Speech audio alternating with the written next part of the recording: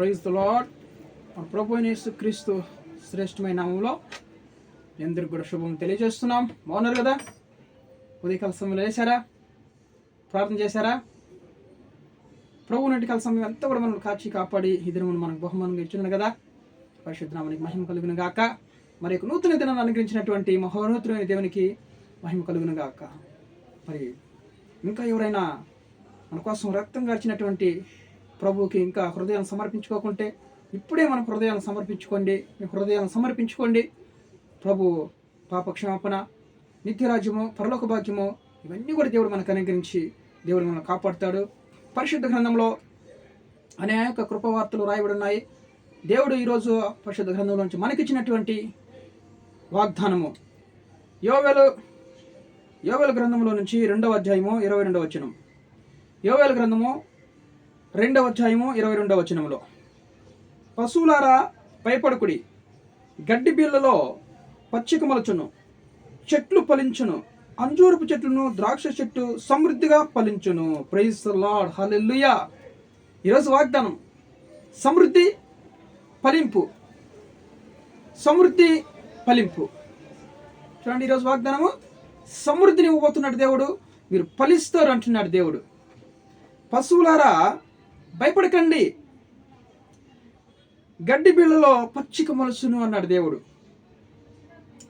బీడుగా పాడైపోయినటువంటి భూములు, బీడుగా ఉన్నటువంటి భూములలో గడ్డి మొలిపిస్తాను, నేను పచ్చికను మొలిపిస్తాను, మీరు తినడానికి ఆహారం. పశువులారా భయపడకండి అంటున్నాడు దేవుడు.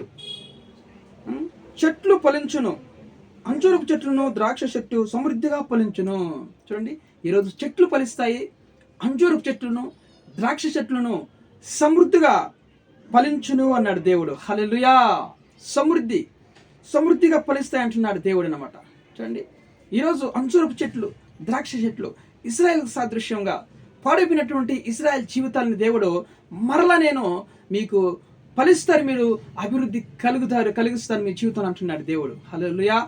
పాడైపోయిన జీవితాలు, ఎండిపోయిన జీవితాల్లో మరలా నేను పచ్చికను మలిపిస్తాను, మరలా జీవనోపాధిని మీకు అనుగ్రహిస్తాను, మరలా సంతోషాన్ని మీకు ఇస్తాను, మరలా ఫలించి అభివృద్ధి కలిగిస్తాను మీ జీవితాల్లో అని దేవుడు ఈరోజు వాగ్దానం చేస్తున్నాడు. ఎంతమంది జీవితాల్లో ఫలింపు లేదండి, అభివృద్ధి లేక బాధపడుతున్నాడండి? ఈ వాగ్దానం ఎత్తి ప్రార్థించండి.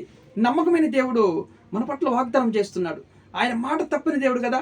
వాగ్దానం ఇస్తే నెరవేర్చి మహా గొప్ప దేవుడు ఆయన. కాబట్టి ఈ వాగ్దానం ఎత్తి ప్రతి ఒక్కరు కూడా ప్రార్థించండి. అయా ప్రభు, ఈ వాగ్దానం మా జీవితం నెరవేర్చమని ప్రార్థించండి. అంజూరపు చెట్టు గురించి, ద్రాక్ష చెట్ల గురించి దేవుడు మాట్లాడుతున్నాడు. ఒక చెట్టుకి చూడండి, ఎండిపోయిన ఆకులు, అక్కడక్కడ ఎండిపోయినటువంటి కొమ్మలు, ఆకులు ఉండడం ద్వారా ఆ చెట్టు ఫలించదు ఎక్కువగా. ఎప్పుడైతే ఆ చెట్టు ఎండిపోయిన కొమ్మల్ని కట్ చేసి, ఆ కాపరి కట్ చేసి తీసేస్తాడో, ట్రిమ్ చేస్తారు కదండి, చెట్లని ట్రిమ్ చేస్తూ ఉంటాడు, అలంకరిస్తూ ఉంటారు చెట్లను కూడా. ఎండిపోయిన ఆకులన్నీ కూడా ఒక తాటి చెట్టుకి కానీ, ఈత చెట్టుకి కానీ, ఇంకా ఏదైనటువంటి అంజూరపు చెట్లకు కానీ, ద్రాక్ష చెట్లకు కానీ ఆకులన్నీ కట్ చేసి తీసేస్తారనమాట. ఏంటి ఆకులు? ఎండిపోయినటువంటి ఆకుల్ని కట్ చేసి తీస్తారనమాట. తీర్చినప్పుడు ఆ చెట్లు ఎక్కువగా ఫలిస్తుంది అనమాట, అభివృద్ధి కలుగుతుంది, ఆ చెట్టు ఫలిస్తుంది, ఫలాలు ఫలిస్తుంది అనమాట సమృద్ధిగా. ఎప్పుడైతే అది అలాగే పెడితే ఆ చెట్టు ఫలింపు ఉండదు, అభివృద్ధి ఉండదు అనమాట. ట్రిమ్ చేయాలి, కట్ చేయాలి. ఎండిపోయిన ఆకులు, ఎండిపోయిన కొమ్మలు అవన్నీ కట్ చేసి తీసేయాలి, ట్రిమ్ చేయాలన్నమాట. మన జీవితంలో కూడా మనము చూడండి, ఎక్కువగా ఫలించకుండా, అభివృద్ధి కలగకుండా అప్పుడప్పుడు మనకి అహంకారము, దుర్మార్గము, అనవసరమైన మాటలు, గర్వము, అసూయ ఇవన్నీ కూడా మన హృదయంలో, నేత్రాసులు ఇవన్నీ కూడా మన హృదయంలో ఉన్నప్పుడు అవన్నీ కూడా దేవుడు కట్ చేసి తీసేస్తాడు. తీసినప్పుడు మన హృదయం, మన జీవితాలు ఫలిస్తాయి, అభివృద్ధి కలుగుతాయి. ఎప్పుడైతే అహంకారం అంతా కూడా మన హృదయంలో ఉండిపోతుందో, పడిపోక ముందు నాశనం అనేది మరి చూడండి, పడిపోయేదానికి ముందు నాశనం అనే గర్వమును ప్రవర్తిస్తాం, మరి ముందు నడుస్తాయంట. అలాగా మనలో ఉన్నటువంటి గర్వం మనల్ని అభివృద్ధి కలగకుండా చేస్తుంది, మనలో ఉన్నటువంటి అసూయగా అభివృద్ధి కలగకుండా చేస్తుంది. కాబట్టి ఫలింపు లేకుండా మన జీవితాలని చేస్తుంది. కాబట్టి ఆ గర్వము అన్నీ కూడా దేవుడు కట్ చేసి తీసినప్పుడు కొంత బాధ కలుగుతుంది, కొంత నొప్పి కలుగుతుంది. ఓర్చుకోండి, ఫలించుతారు, మీరు అభివృద్ధి పొందిస్తాను అంటున్నాడు దేవుడు, అభివృద్ధి కలిగిస్తాను అంటున్నాడు. కొంచెం ఓర్చుకోండి. అబ్రహాము కూడా బహుగా ఫలించాడు. అబ్రహామును కూడా కొన్ని సమస్యల నుంచి దేవుడు విడిపించి బహుగా ఫలింపు చేశాడు. గొర్రెలు, మేకలు, మందలు బహుగా ఫలించాయి, అభివృద్ధి కలిగించాడు. అలాగే నేను ఇశ్రాయేలు ప్రజలు మీరు ఫలిస్తారంటున్నాడు దేవుడు. చూడండి, ద్రాక్ష చెట్లు ఎప్పుడైతే మరి సమృద్ధి అభివృద్ధి కలిగి ఫలిస్తూ ఆ ద్రాక్ష చెట్లు మనం ఉండడం చూస్తున్నాం అన్నమాట. పచ్చగా ఫలింపు మనం చూస్తున్నాం అన్నమాట. ద్రాక్ష కాయలు కాసి ఆ చెట్టుకి మరి గుత్తులు కాయడం మనం చూస్తున్నాం. అలాగా మన జీవితాలు ఫలింపు అభివృద్ధి కలిగి చేస్తానంటున్నాడు దేవుడు. మనలో ఉన్న సమస్తాన్ని కట్ చేసినప్పుడు బాధ కలగొచ్చు.